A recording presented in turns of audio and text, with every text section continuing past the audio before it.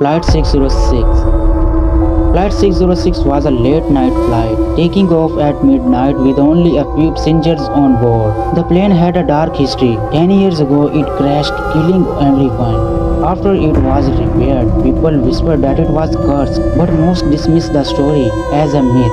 Emma, a travel blogger, was on the flight with her friends Jack, Sarah, and David. They had heard about the plane's history, but joked about it. What's the worst that can happen? Three ghost stories, Jack laughed. But as the plane took off and the cabin lights flickered, their laughter faded. Something didn't feel right. The flight started like any other. Flight's attendants served drinks, and passengers settled into their seats. Emma noticed a man sitting in the last row. He was wearing an old-fashioned pilot's uniform and staring straight ahead, not moving. His pale skin and empty eyes gave her chills.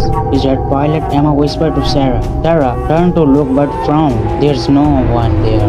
Emma froze. The man was gone. She rubbed her eyes, wondering if she had imagined it. The cabin grew colder as the hours passed. Passengers complained about the freezing air, but the attendant said the air conditioning was broken.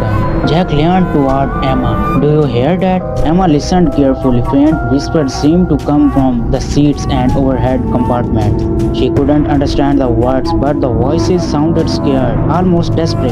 Suddenly a woman near the front screamed. Something grabbed me, she cried, clutching her arm. The attendants calmed her down, saying it was her imagination. But Emma saw red marks on the woman's arm. They looked like handprints. David got up to use the restroom. Minutes passed, but he didn't come back. Emma and Jack went to check on him, but the restroom was empty. They searched the plane, asking passengers and crew, but no one had seen David. Where could he go?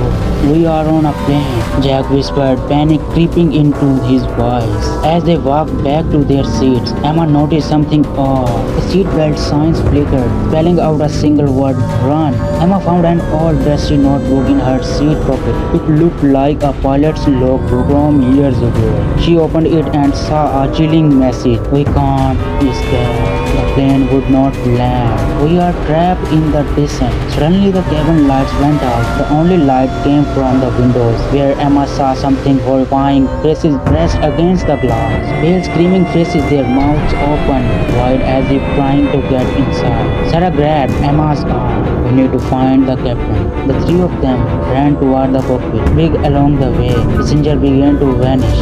A boy in the front row stood up, turned to Emma and whispered, "You shouldn't have come." Then he disappeared into thin air. They reached the cockpit, but it was empty.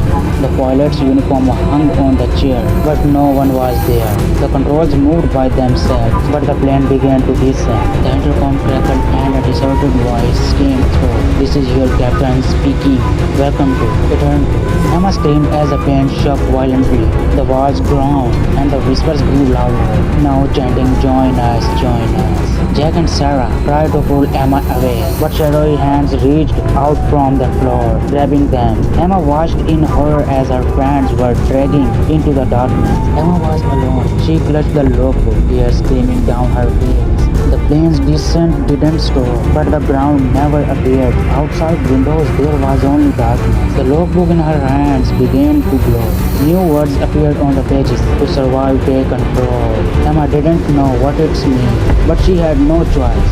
She sat in the pilot's chair and grabbed the controls. The moment she touched them, pain shot through her head. She saw visions of the crash from 10 years ago.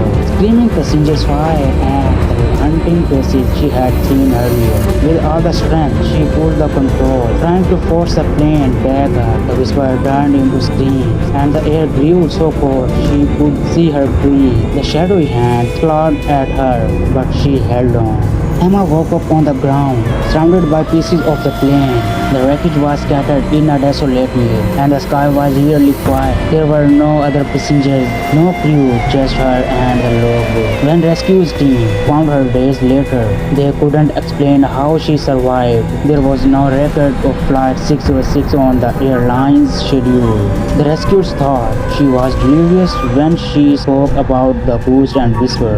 Emma kept the logbook. Its pages were now blank, except for one phrase written in blood reading, "The sky guys will never forget. Years later, pilots reported seeing a ghostly plane flying beside them in the clouds. Passengers on the other flight spoke of the hearing faint whispers or seeing shadowy figures in their cabins.